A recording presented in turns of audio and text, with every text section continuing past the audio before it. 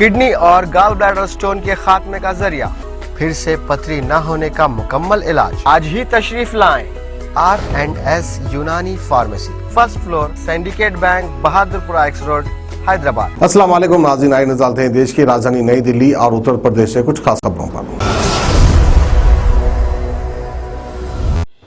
आप सभी का स्वागत है सच न्यूज में। आइए जानते हैं उत्तर प्रदेश और देश की राजधानी से कुछ खास खबरें। कांग्रेस महासचिव प्रियंका गांधी वाड्रा ने यूपी चुनाव 2022 के लिए महिलाओं के लिए अलग से घोषणा पत्र जारी किया है।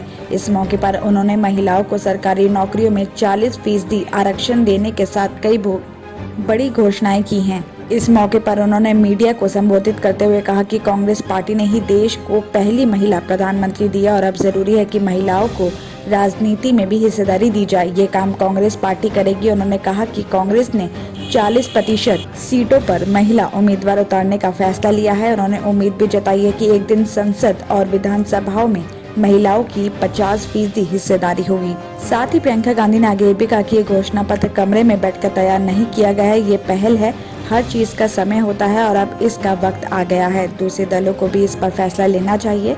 महिलाएं आवाज उठा रही हैं, अपना हक मांग रही हैं और ये उसका प्रतिबिंब है। लड़कियों ने इस पर अच्छी प्रतिक्रियाएं भी दी हैं। इस मौके पर जो प्रियंका ने बड़ी घोषणाएं की हैं, उसने कहा है कि नई सरकारी नौकरियों में महिलाओं को 40% आरक्षण दिया जाएगा। पुलिस विभाग में 25% महिलाओं को नौकरी दी जाएगी और हर थाने में महिला सिपाही की तैनाती की जाएगी। बीमारी के लिए 10 लाख रुपए तक की इलाज की व्यवस्था भी होगी। 12वीं पास स्टूडेंट्स को स्मार्टफोन दिया जाएगा और ग्रेजुएट स्टूडेंट्स को स्कूटी दी जाएगी। महिलाओं को सरकारी बसों में फ्री यात्रा की अनुमति होगी।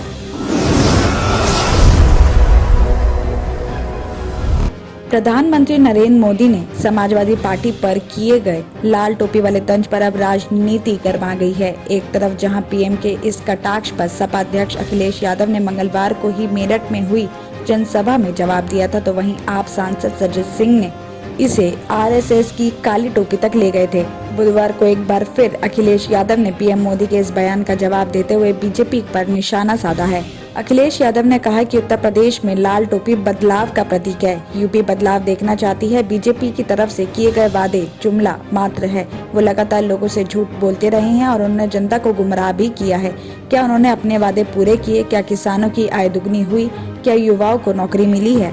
अखिलेश यादव ने आगे ये भी कहा कि जो लोग जनता की संपत्ति बेचते हैं वो लाल रंग से डरते हैं। आज तक ये जुमलों वाली सरकार रही है और अब ये बेचू सरकार भी हो गई है। वो ऐसे मुद्दे इसलिए उठा रहे हैं क्योंकि वो असल मुद्दों पर बहस नहीं चाहते हैं।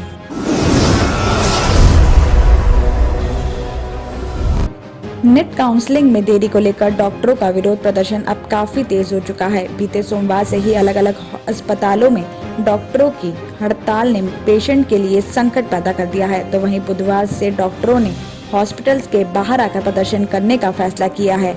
आपको बता दें कि इसके तहत नई दिल्ली के RML और लेडी हार्डिंग मेडिकल कॉलेज के डॉक्टरों ने मिलकर रैली निकालने की घोषणा की है। बुधवार यानी आज सुबह 10 बजे से लेडी हार्डिंग मेडिकल कॉलेज के गेट नंबर 5 से होते हुए सभी कनॉट प्लेस पहुंचे और वहां के आउटर सर्कल होते हुए वापस हॉस्पिटल की तरफ रुख किया।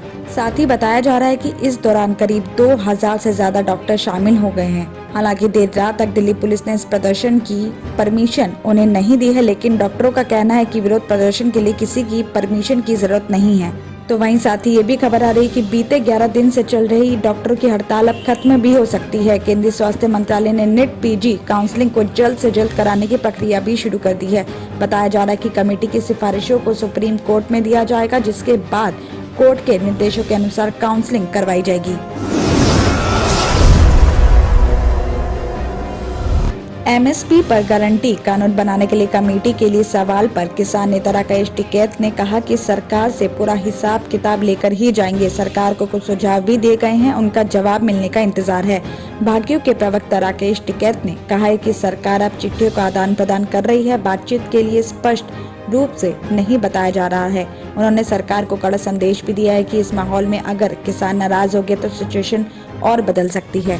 साथ ही MSP को लेकर कमेटी बनाने के लिए अलग अलग नामों पर उन्होंने ये भी कहा कि अभी किसी का नाम नहीं दिया गया है। किसान आंदोलन खत्म होने की अटकलों पर राकेश टिकैत ने आगे ये भी कहा कि इस बार किसान अपना पूरा हिसाब किताब करके ही घर जाएगा, जबकि सरकार से ट्रैक्टरों पर से 10 साल का रोक हटाने और दूसरे मुद्दों पर बातचीत स्पष्ट नहीं हुई है।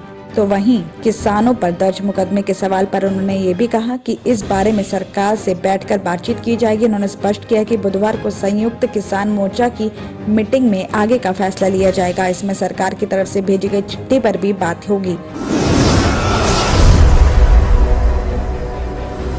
दिल्ली के पहले ओमिक्रॉन पेशेंट के स्वास्थ्य में काफी तेजी से सुधार आया है। अब पेशेंट जल्द ही डिस्चार्ज हो सकता है। हालांकि उससे पहले पेशेंट को फिर से RT-PCR टेस्ट को पार करना होगा। रिपोर्ट नेगेटिव आने के बाद पेशेंट को होम आइसोलेशन में रहने के लिए भेजा जा सकता है और साथ ही पेशेंट की रिकवरी को देखते हुए डॉक्टर भी काफी खुश हो रहे हैं। लोकनायक हॉस्पिटल के एक वरिष्ठ डॉक्टर ने बताया कि बीते 2 दिन में पेशेंट काफी तेजी से रिकवर हुआ है। उसे सिर में दर्द और जुकाम से काफी परेशानी थी, लेकिन मंगलवार सुबह जब डॉक्टर ने उनकी तबीयत को लेकर जानकारी ली तो बीती रात से सिर दर्द नहीं हुआ। इसके अलावा जुकाम में भी 80% तक का आराम मिला है। बुखार पिछले 3 दिन से नहीं है और डॉक्टर का ये भी कहना है कि ओमिक्रॉन संक्रमित पेशेंट पर दवाएं असर कर रही हैं।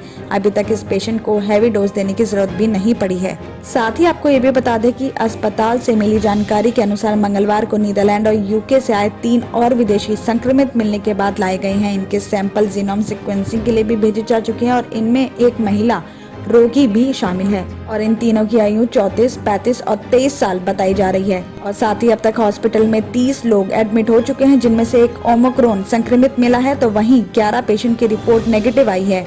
इसी के साथ एक अधिकारी ने ये भी बताया कि 30 में से 20 लोग संक्रमित हैं और 10 लोग इनके कांटेक्ट में आने की वजह से संदिग्ध तौर पर रखा गया है और इनमें से अभी 12 लोगों की ही जीनोम सीक्वेंसिंग की रिपोर्ट मिली है। दिल्ली और उत्तर प्रदेश की खबरों में आज इतना ही। बाकी देश भर की और तमाम खबरें जानने के लिए देखते रहिए सच न्यूज। किडनी के अमराज से परेशान मायूस लोगों के लिए खुशखबरी। R&S यूनानी फार्मेसी किडनी और गॉल ब्लैडर स्टोन के खात्मे का जरिया। अब UNI स्टोन कैप्सूल्स के जरिए खात्मा कीजिए।